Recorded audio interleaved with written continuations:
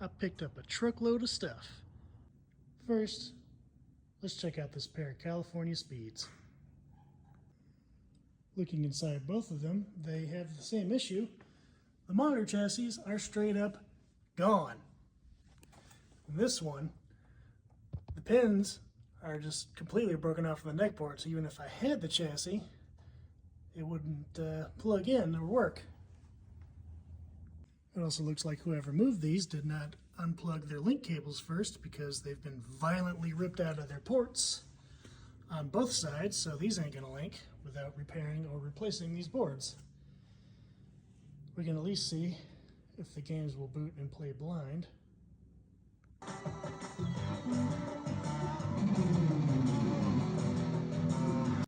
So they wouldn't do them on their own, but after hitting the buttons inside the corridor for a while, I was able to get some attract mode music. So I'm guessing they give up some errors, but since I don't have monitors, I can't tell. Looks like I'm going to have to throw some LCDs in there, but I'm able to get these games to boot, so I don't see any reason why I shouldn't be able to get these fully functional.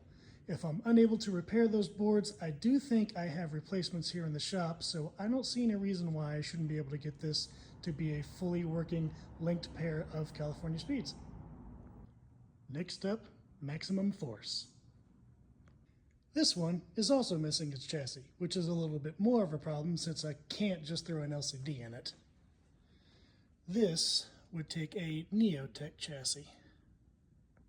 Here on my shelves of monitors, I do have a Neotech down here that I'm fairly confident should be an exact match.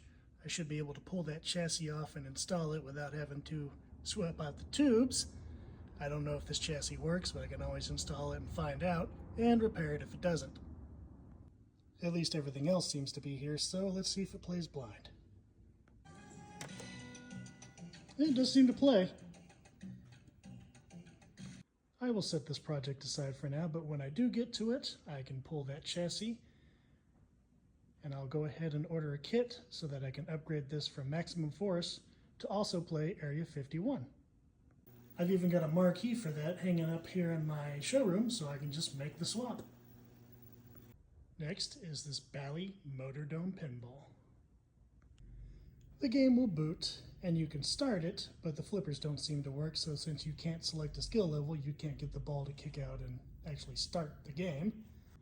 Looks like this pin has had some work done to it before. We've got a NVRAM upgrade here, so there's no battery.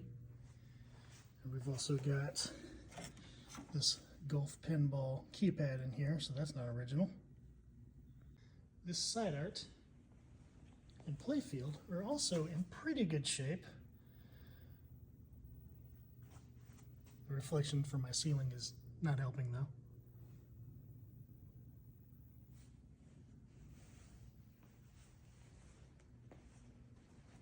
But I am missing the back glass, so I'll have to see if CPR does make a replacement. I have exactly zero experience with this Bally system. I've never worked on a pin that runs off the system before, so I'm excited to work on it for the first time. I'll do a little research on a repair guide and read about the ins and outs and what typically goes wrong with these before I really dig into it, but I get excited to work on a new system for the first time, so I'm looking forward to working on this one, and I think it'll clean up and be a really nice one when I'm done with it. And finally, we have this Raven pinball machine. I do have the backlash to this one, it's just currently uninstalled. When powered on, we get some lights and some spinning helicopter blades. That's about it, nothing going on the display. This is a Gottlieb System 80B. This is also a system I've never worked on before, so I'm excited to dive into for the first time, and I'll also do a little research on first.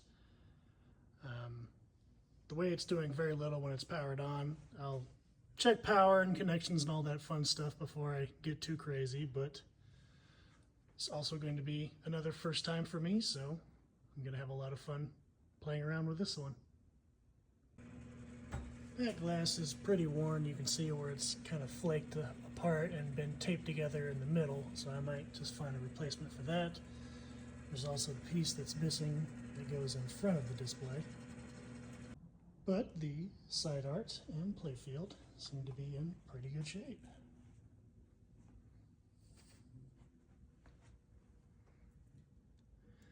Since this back glass is just a trans-light, it'll probably be a lot easier to replace than the motor dome back glass will be.